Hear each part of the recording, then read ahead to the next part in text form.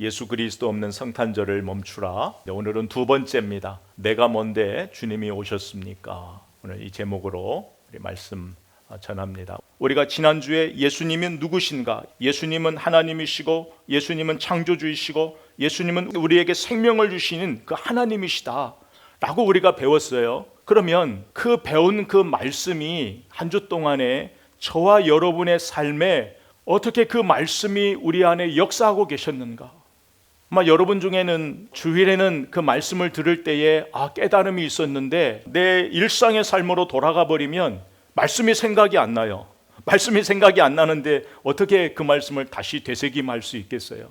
또 하나는 뭐냐면 말씀은 생각이 나요. 말씀은 생각이 나는데 내 마음이 세상에 너무 분주해. 세상의 마음에 빼앗겨서 말씀은 생각나는데 주일에 들었던 그 말씀의 감동과 그 힘이 약해져 버리는 거예요. 그러면 점점 말씀이 멀어져 가는 거예요. 왜 우리는 이렇게 예배 때 받았던 그 도전, 예배 때 받았던 그 하나님이 주시는 그 마음을 한 주 내에 왜 지켜내지 못할까? 그래서 그것을 제가 신앙의 괴리 현상이라 그래요. 이게 너무 다른 거예요. 주일 예배 때의 마음과 내 일상의 삶이 너무 많이 다른 거예요. 저도 똑같아요. 저도 지난주에 그렇게 확신에 차 말씀을 전했지만 그 말씀을 부여잡고 한 주를 산다라는 것이 너무나 어려운 거예요. 그런데 분명한 것은요, 우리가 그 하나님의 은혜의 깊이에 도달하지 못했다고 해서, 하나님의 은혜를 깨닫지 못했다고 해서 하나님 은혜의 가치가 변하는 게 아니에요. 우리가 하나님을 향하여 우리의 믿음과 소망과 사랑이 때로는 우리의 연약함 때문에, 부족함 때문에 약해질 수 있어요. 그렇다고 해서 우리를 향하신 하나님의 계획과 목적은 변함이 없다라는 거예요. 우리를 향하신 하나님의 목적과 우리를 향하신 하나님의 뜻은 변함이 없다라는 거죠. 내가 부족하고 연약하고 내가 하나님의 은혜의 깊이에 도달하지 못하고 있는 그 상황 속에서도 중요한 것은 내가 포기하지 않고 말씀 안에 머물러 있는 거예요. 답답하지만 그래도 하나님께 질문하는 거예요. 그 은혜의 깊이를 알고 싶다고, 그 사랑을 알고 싶다라고 계속 문을 두드리는 거예요. 답답해도 문을 두드리는 거예요. 결국은 찾는 자가 찾게 되는 거예요. 여러분, 구원이라는 것은 하나님의 전적인 은혜예요. 구원은 전적인 은혜지만 이미 받은 구원, 그 은혜를 우리가 유지하고 지속하기 위해서는 우리의 시간, 에너지, 관심, 이게 필요한 거예요. 내 안에 말씀이 머물러 있어야 결국 그 말씀이 내 삶에 역사하는 거예요. 지난주에 어떤 성도님 집을 방문했는데 책상에 딱 12월 말씀이 이렇게 놓여 있더라고요. 그래서 제가 마음에 감동이 됐지만 그 자리에서는 말씀을 못 드리고 집에 와서 저는 12월의 말씀이 제 책상 저기 있었거든요. 제가 그분의 모습을 보고 그 말씀을 제 컴퓨터 모니터 책상 앞에 딱 놓았어요. 그래서 저도 아침에 일어나면 그 말씀을 보고 암기해요. 오늘 아침도 다시 보고 그 말씀을 다시 암기했어요. 여러분, 계속적으로 하나님의 말씀을 가까이 하세요. 말씀을 진짜 가까이 하세요. 말씀을 사랑하고 사모하세요. 말씀이 안 익혀도요, 한 단어라도 그걸 되새김하면서 계속 말씀 안에 머물러세요. 말씀 안에 머물러 있어야 그 말씀의 능력을 결국은 경험하게 돼요. 여러분, 우리가 배운 그 창조주이신 하나님이 말씀이 육신이 되어 우리에게로 오셨어요. 우리가 누구간데, 우리가 뭔데 그 하나님이신 예수님이 오셨을까? 예수님의 성육신, 말씀이 육신이 되어 오신 그 예수님의 목적은 하나님 자녀의 특권과 권세를 회복시켜 주시기 위해서예요. 그래서 예수님의 성육신의 사건은 하나님의 자녀의 특권과 권세를 회복시킨 사건이에요. 여러분, 하나님께서 사람을 다 지으셨어요. 지으시고 하나님께서 사람에게 주셨어요. 두 가지를 주셨어요. 무엇을 주셨냐면 특권과 권세를 주셨어요. 하나님이 주시는 특권이 뭐냐면 창세기 2장 7절에 보면 여호와 하나님이 땅의 흙으로 사람을 지으시고 생기를 그 코에 불어 넣으시니 사람이 생명이 된지라. 아멘. 하나님께서 사람을 만드시고 에덴 동산에서 살게 하셨어요. 이건 하나님이 주신 특권이에요. 다른 것은 다 말씀으로 지으셨어요.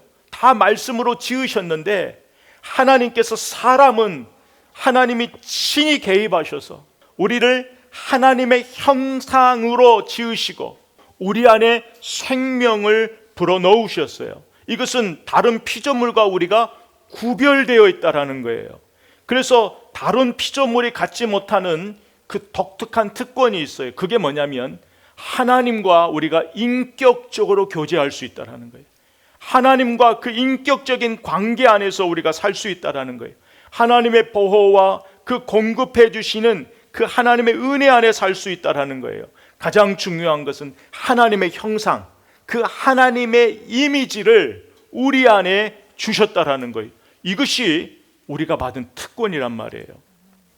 여러분, 이것이 얼마나 놀라운 것인지 몰라요. 나중에 이 특권을 잃어버렸을 때 우리의 그 상태를 보면 이 하나님이 주신 특권이 얼마나 감사한 것인지를 알 수 있어요.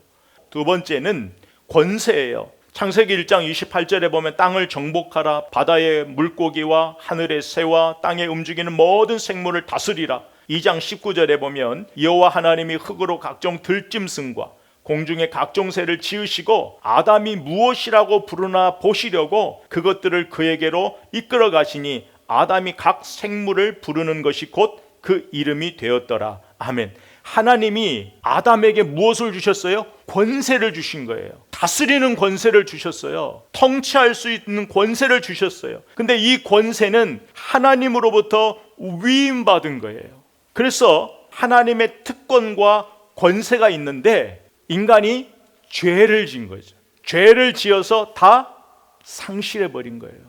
죄를 지었다는 것은 단순히 그냥 우리의 죄의 개념으로 죄를 졌네, 이 개념이 아니에요. 우리가 죄를 졌다라는 것은, 사람이 죄를 졌다라는 것은 하나님이 주시는 특권을 잃어버린 거예요. 상실해 버렸다라는 것을 이야기하는 거예요. 그러니까 인간이 이 특권을 잃어버렸어요. 하나님과 관계가 깨졌단 말이에요. 특권은 잃어버렸는데 인간에게 무엇이 남았어요?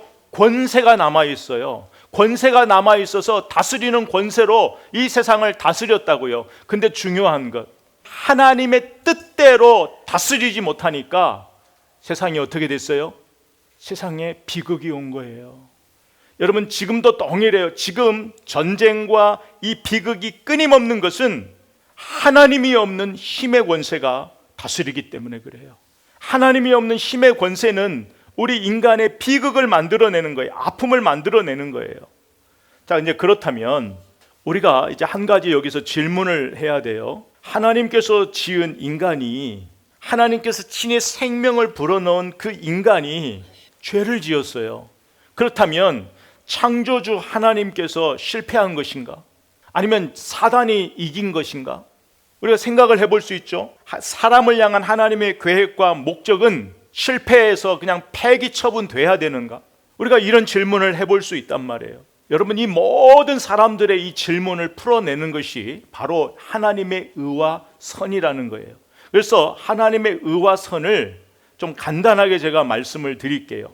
여러분, 하나님의 의라는 게 뭐예요? 하나님의 의라는 것은 하나님은 죄를 미워하세요. 그리고 죄는 반드시 심판하셔야 돼요. 우리가 이 하나님의 의를 인간이 생각하는 어떤 정의의 문제라 그렇게 생각하면 안 돼요. 창세기 2장 17절 말씀을 보면 선악을 알게 하는 나무의 열매를 먹지 말라. 네가 먹는 날에는 반드시 죽으리라 하시니라. 이게 하나님의 의예요. 그러니까 이 하나님의 말씀을 어겨버리면 그게 죄죠. 죄를 지으면 하나님은 반드시 심판하셔야 돼요. 그러니까 아담과 하와는 죽어야 되는 거예요. 그게 하나님의 의라는 거예요. 하나님의 의는 죄와 타협할 수 없는 거예요. 그리고 죄를 심판하지 않을 수도 없는 거예요. 신이 하나님이 의로우신 분이라는 것은 하나님은 죄에 대하여 반드시 심판하셔야 되는 거예요. 이게 지금 하나님이 안고 있는 문제였단 말이에요. 또 하나는 이제 하나님의 선이라는 거예요. 그럼 하나님의 선이라는 건 무엇일까? 하나님이 지으시니까 보시기에 다 좋았어요. 보시기에 좋았더라. 그 보시기에 좋았던 그 하나님의 창조의 은혜를 저버리고 인간이 죄를 지어서 죽을 수밖에 없는 상태가 된 거예요. 죽을 수밖에 없는 상태가 되었는데, 이 죽을 수밖에 없는 그 인간을 바라보면서 하나님이 가지시는 마음이에요. 그리고 그 하나님이 가지시는 그 의지가 하나님의 선이에요. 근데 죽을 수밖에 없는 인간을 그대로 두고 볼 수 없는 게 하나님의 선이란 말이에요. 왜? 하나님은 사랑이시니까.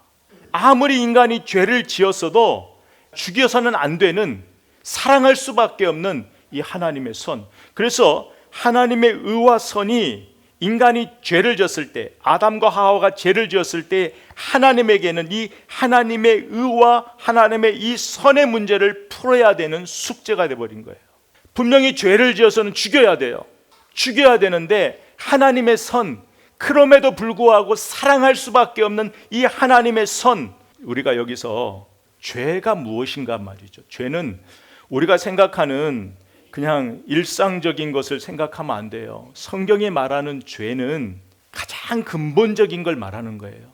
하나님이 말하는 죄는 그 하나님의 계획과 목적을 망쳐버린 거예요. 그래서 저와 여러분이 오늘날 우리가 살아가면서 우리가 죄를 지을 때 있죠. 그 죄를 지을 때에 단순히 윤리적이고 도덕적인 마음에서 그 잣대로 보면 안 돼요. 우리도 마찬가지고 다른 사람도 마찬가지고 죄를 지었을 때 단순히 윤리적이고 도덕적인 문제로 바라보는 것이 아니라 바로 나를 향하신 하나님의 계획과 목적을 망쳐버린 사건으로 봐야 되는 거예요.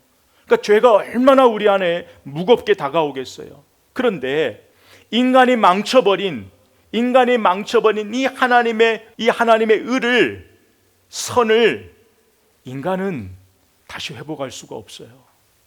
여러분, 인간이 망쳐버린 그 하나님의 의와 선을 회복시킬 것은 유일한 창조주, 피조물을 만든 창조주밖에는 해결할 수가 없어요.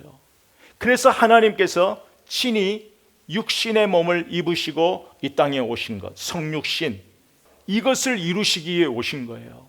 하나님의 의와 선을 이루시기 위하여서 이 땅에 오신 거란 말이죠. 여러분, 하나님이신 예수님이 육신의 몸을 입고 직접 오셔서 이 의와 선을 이루셨어요.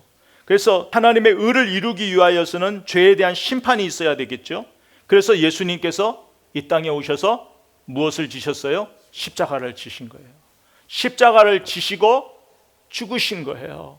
하나님의 의를 이루시기 위하여 예수님이 친히 그 심판의 대상이 되어 십자가에서 죽으신 거예요. 그러면 이제 하나님의 선은 뭐예요? 하나님의 선은 죽을 수밖에 없는 인간에게 구원을 베풀어 주시는 거예요. 죄로 인하여 잃어버린 그 하나님의 형상 이미지를 우리 안에 회복시켜 주시기 위하여서.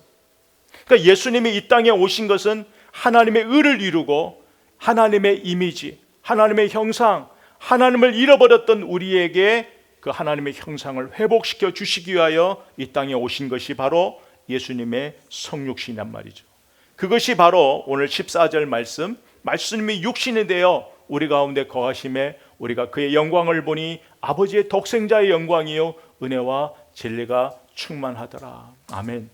요한복음 1장 12절 말씀, 영접하는 자 곧 그 이름을 믿는 자들에게는 하나님의 자녀가 되는 권세를 주셨으니. 아멘. 오늘은 조금 신학적이고 조직적인 단어들이 좀 많이 나올 거예요. 여러분, 우리가 하나님의 의와 선을 이루신 예수 그리스도를 믿을 때만이 인간이 잃어버린 하나님이 주신 특권과 권세를 회복할 수 있는 거예요. 그런데 보면 영접하는 자, 곧 그 이름을 믿는 자들에게는 하나님의 자녀가 되는 권세를 주신 거예요. 아담이 패배한 그곳에서 예수 그리스도께서 모든 것을 다 이루시고 승리를 선언한 거예요. 그래서 예수 안에서만 우리는 새롭게 될 수 있고, 예수 안에서만 의롭게 될 수 있고, 예수 안에서만 우리는 선하게 될 수 있어요. 그래서 예수 안에 그래서 이제는 예수를 영접하는 자에게는 이제는 하나님의 자녀에 대한 권세뿐만이 아니라 사단의 권세, 사망 권세를 이기는 그 권세까지도 부여받게 된 거예요. 그래서 예수를 믿으면 그 어떤 것도 우리를 우리를 억압할 수도 없고, 그래서 우리가 기억해야 되는 것은 아담은 철저하게 하나님 말씀에 불순종했어요. 순종하지 않았어요. 사단의 꾀임에 넘어가 버렸어요. 하나님의 말씀을, 언약의 말씀을 마음에 두지 않았어요. 그러나 성경은 이렇게 이야기해요. 둘째 아담이신 예수님, 둘째 아담이신 예수님은 이 땅에 육신의 몸을 입고 이 땅에 오셨어요. 이 땅에 오셔서 예수님이 공생애를 시작하실 때에 마태복음 4장에 보면 사단의 유혹을 받잖아요. 똑같아요. 첫째 아담에게 교묘하게 하나님 말씀으로 유혹했던 사탄이 예수님에게도 하나님 말씀을 교묘하게 이용해서 예수님을 유혹했어요. 근데 예수님은 말씀으로 이겨내셨어요. 말씀으로 승리하신 거예요. 그것을 통해서 우리에게 주셨단 말이에요. 말씀의 능력, 우리의 힘과 능력이 아니라 오직 하나님의 말씀, 그 하나님의 말씀의 능력이 사단의 권세를 이겨내는 거예요. 그래서 매일 아침 여러분의 하루를 시작할 때도 말씀 계속적으로 말씀에 대한 관심과 시간과 에너지를 들여서 그 말씀을 가까이 하시면 결국은 당장은 아니어도 그 말씀이 여러분 삶을 주도하고 이끌어가고 역사하시는 그 현장을 우리가 보게 될 수 있어요. 여러분, 우리가 사탄의 공격을 받을 때에 사실 이제는 예수를 믿는다라는 것은 사탄의 공격을 이길 그 권세를 우리가 받은 거예요. 우리는 이제 죄를 이길 수 있어요. 그래서 성경 그러잖아요. 우리가 감당하지 못하는 시험은 안 주신대요. 사실 다 이길 수 있는 거예요. 저와 여러분 한번 돌아볼까요? 저와 여러분이 죄를 지었어요. 돌아보면 다 이겨낼 수 있었던 거예요. 근데 말씀의 능력을 의지하지 않고 그 순간에 우리의 생각을 따라가기 때문에 우리가 거기에 실패한 거예요. 그래서 여러분, 예수님이 우리 안에 탁 들어오시면, 예수님을 영접하면 반드시 이 두 가지가 우리 안에 일어나요. 그게 무엇이냐면, 예수님이 내 안에 오시면 일어나는 현상, 그 첫 번째는 나의 죄가 폭로가 돼요. 빛이 어둠에 비치되 어둠이 깨닫지 못하더라. 요한복음 3장 19절에도 그 정죄는 이것이니 곧 빛이 세상에 왔으되 사람들이 자기 행위가 악함으로 빛보다 어둠을 더 사랑하는 것이니라. 악을 행하는 자마다 빛을 미워하여 빛으로 오지 아니하나니 이는 그 행위가 드러날까 함이요. 여러분, 이 말씀이 어떤 의미를 가지고 있을까요? 여기에서 이 죄는 단순히 도덕적인, 윤리적인, 계속해서 오늘 말씀은 그 죄라는 의미를 잘 기억해야 돼요. 죄는 단순히 그냥 윤리적으로, 도덕적으로 눈에 보이는 그것을 이야기하는 것이 아니에요. 여기서 말하는 그 죄는 죄의 본성을 말하는 거예요. 우리의 본성이 빛보다는 어둠을 더 사랑한다라는 거예요. 하나님의 말씀보다는 내 생각을 따라가기를 좋아한단 말이에요. 죄를 짓게 하는 그 본성, 빛보다 어둠을 더 사랑하는 것이 우리의 마음이라는 거예요. 여러분, 아담이요, 선악과를 따먹었어요. 하나님 말씀을 어겼어요. 그것으로 끝난 게 아니에요. 그 죄가 무엇을 가지고 왔어요? 그 죄가 인류에 무엇을 가지고 왔어요? 살인을 가지고 왔어요. 분노를 가지고 왔어요. 싸움을 가지고 왔어요. 탐욕을 가지고 왔어요. 성적 타락을 가지고 왔어요. 노아 홍수 그 이전에 한번 볼까요? 하나님이 그렇게 말씀하셔도 사람이 농담처럼 여겼대요. 창세기 6장 5절에 보면은요, 뭐라고 해요? 하나님이 그들을 바라보시면서 한탄하시잖아요. 근심하시잖아요. 사람의 마음이, 사람의 생각이 악하단 말이에요. 사람이요, 빛보다는 어둠을 사랑하는 상태가 돼버린 거예요. 이것이 하나님과 단절된 인간의 상태였던 거죠. 그런데요, 생명의 빛 대신 예수님이 우리 안에 들어와 버리면은요, 어떤 변화냐면 단순히 죄를 짓고 안 짓고의 마음이 아니라 우리 안에 회개가 일어날 뿐만이 아니라 죄가 미워지는 거예요. 죄가 멀어지는 거예요. 이건 우리의 의지로 되지 않아요. 여러분, 뭔가 여러분의 삶을 변화시키고 정말 하나님이 주시는, 이미 여러분이 예수님을 믿으면 이미 여러분은 하나님의 주신 그 특권과 권세가 회복된 사람이에요. 근데 문제는 뭐냐면 누리지 못하는 거예요. 누리지 못하는 거예요. 가지고 있는데 사용하지 못하는 거예요. 정말 여러분은 그 귀한 법회를 가지고 있는데 그 가치를 모르는 거예요, 삶에. 이것이 저와 여러분이 가지고 있는 안타까움이에요. 또 하나는 뭐냐면 예수님이 우리 안에 오시면 주의 영광을 보게 돼요. 1장 14절에 보니까 우리가 그의 영광을 보니 아버지의 독생자의 영광이요 은혜와 진리가 충만하더라. 이걸 간단하게 설명을 드릴게요. 여러분, 구약에서는 하나님의 임재를 보는 게 뭐냐면, 특별히 이 광야 가운데 하나님의 임재를 본다라는 것은 하나님의 불기둥을 바라보는 것, 구름기둥을 바라보는 것, 성막 안에 하나님의 임재를 바라보는 것, 그런 하나님이 행하시는 일들을 바라보는 것을 하나님의 영광을 본다고 하는 거거든요. 그러면 이제 오늘날 우리에게 하나님의 영광을 본다라는 건, 이 주의 영광을 본다라는 건 뭐냐면 예수님이 하시는 일이에요.